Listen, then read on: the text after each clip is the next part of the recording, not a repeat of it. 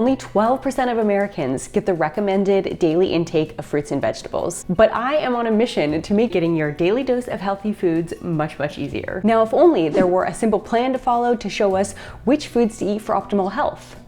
Oh wait, there is. Enter the Daily Dozen. If you haven't heard of the Daily Dozen before, it is a concept invented by Dr. Greger of the famous How Not to Die and How Not to Diet books. And the main idea is to eat this list of healthy foods every day. Now, if you're already eating healthy, you will probably find this to be a pretty easy challenge. But if you're anything like me, you may not be eating all of these foods on a regular daily basis. So I thought, what better way to incorporate all of these foods than with a meal prep? That way we'll be sure to hit every category and also every quantity. So with that, grab your apron and let's get into the prep. Even before we get to any cooking, I like to start just by washing and chopping any of the fruits or veggies that we're gonna need for today. I'm chopping these apples for our breakfast, which will take care of one box in the other fruit category. And since we'll be eating this breakfast for 3 days, we will need to use 3 apples.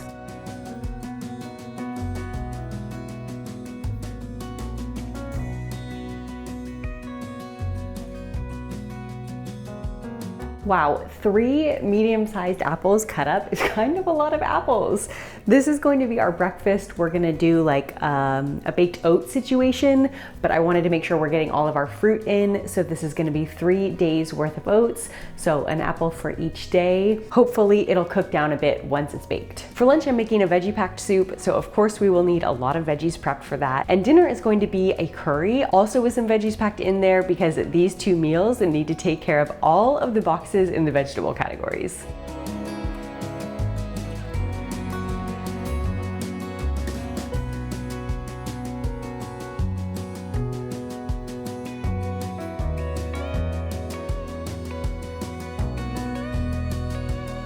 And to be precise with our quantities today, I am using a measuring cup just to make sure that we're hitting all of the correct amounts from the checklist. These serving sizes are all located in the information section of each category, and you can just click the little I to find the recommended dose. But of course, we're multiplying everything by 3 to make 3 days worth of meals.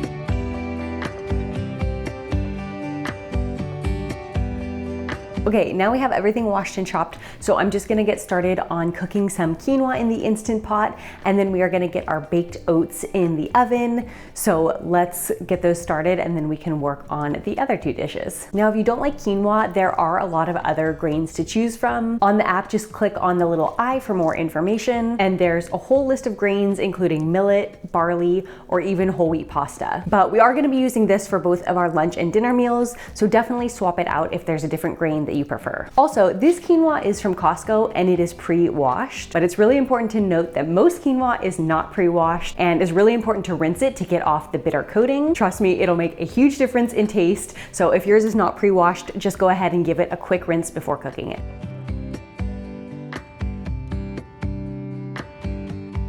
I'm cooking 1.5 cups of quinoa today, which means I'll also need 1.5 cups of water. And just set that to cook on high pressure for 1 minute.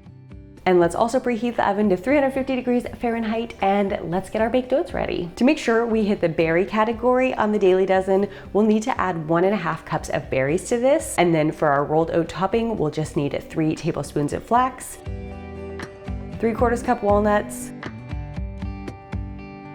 1/2 cup of soy milk,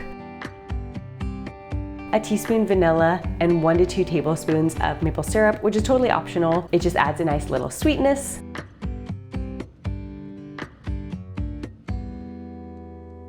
and then just spread that evenly over the top, and we'll bake that in the oven for 30 minutes.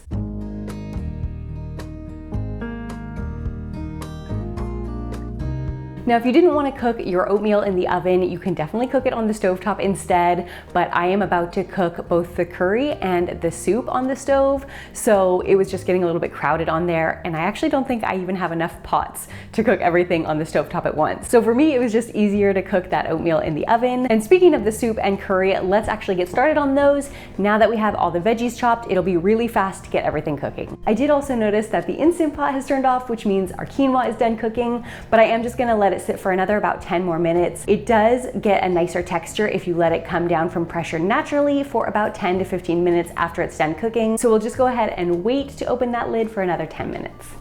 For this soup, we're gonna use 1 onion and just let that saute for a minute before adding in the carrots and celery. And then we'll add our veggie broth, which is just water and better than bouillon paste.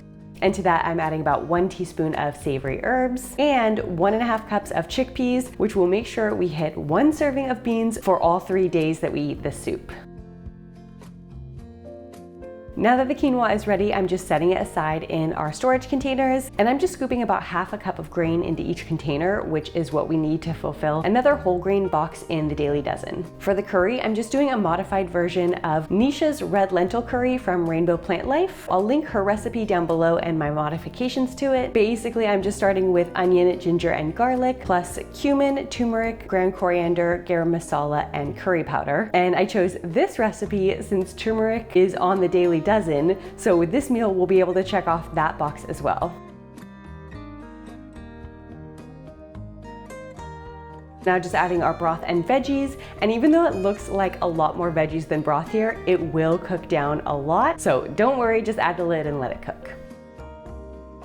Okay, the quinoa is finished cooking, the baked oatmeal is almost finished, and the soup and stew are both cooking away on the stovetop. So I'm just quickly going to tackle this kitchen mess. And I am so glad to be partnering with True Earth today because, you guys, I'm obsessed with their kitchen cleaning products. I have actually been looking for a plastic-free sponge that actually works well for forever. And I'm so excited about these because they are biodegradable and compostable. So instead of throwing this in the trash when I'm done, I'm actually gonna be putting it in my green bin. I also really love the multi-surface cleaner, which is honestly so easy to use. You guys may have seen in a recent video, I cleaned out my whole fridge, and I actually used this cleaner to clean all the shelves and drawers. It is a disinfecting cleaner, so it kills 99% of mold, viruses, and bacteria. And of course, I love that their products are plastic free, so I can use my own reusable containers. So when this bottle is finished, all I need to do is add a new strip and some water, and that way I don't need to worry about buying and throwing away new plastic bottles full of cleaner every single time. And for our most used appliance in the kitchen,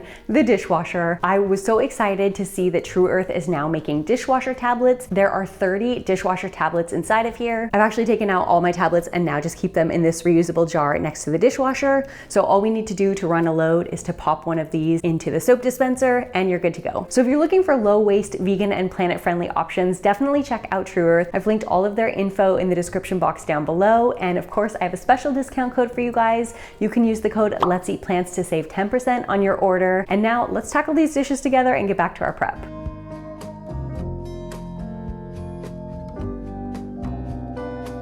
Now with our baked oats done, we will just let them cool a bit, and it's time to add our greens into our soup. Now to hit the 2 daily servings of greens, we are using a lot of kale in this soup, but I promise it'll shrink down as it cooks. Then for our curry, we need another serving of beans, so we'll add in our red lentils and let those cook a bit while we portion out our 3 servings of breakfast.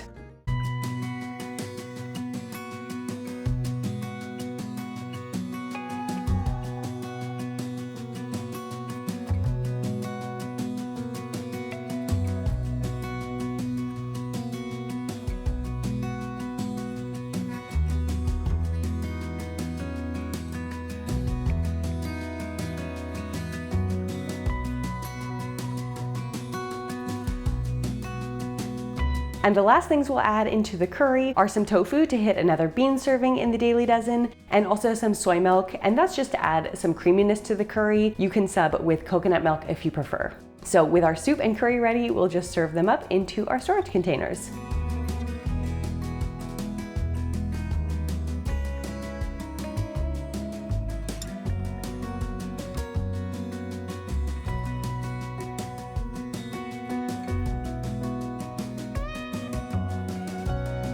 Okay, so we have our breakfast, which we'll be serving with a banana, our soup for lunch, which we'll be serving with extra quinoa. You can actually add it directly into your containers and store it in the fridge that way, but I've just noticed that it makes the quinoa really soggy and it soaks up a lot of extra broth unnecessarily. So I just prefer to keep them separate, but it's totally up to you. We also have our fruit for snack. You can choose any medium-sized fruit. I'm keeping it varied and doing a different fruit every day. And this just makes sure we hit the last fruit box of our daily dozen. And then of course for dinner, we have our red lentil curry with quinoa. So when it comes time to eat, you can serve these however you like. I'll just show you my preferences. With breakfast, we've got to add our banana on top to check off the second fruit box from the daily dozen.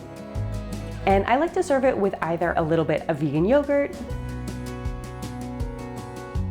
or with some soy milk.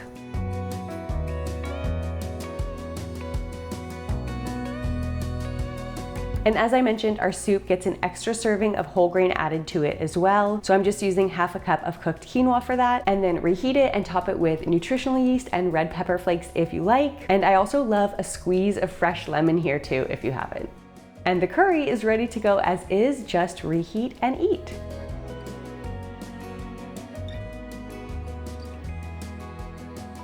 As you guys know, the absolute best part of a meal prep is having everything done, and best of all, these are all daily dozen approved. So every day we are checking off every single box just by eating these meals. This is why I absolutely love meal prep, because now for the next few days we can just relax. And if you need some more guidance on how to get started with meal prep, check out this video here. This is the 5 things I wish I knew when I first started meal prepping so that you can avoid the same mistakes that I made.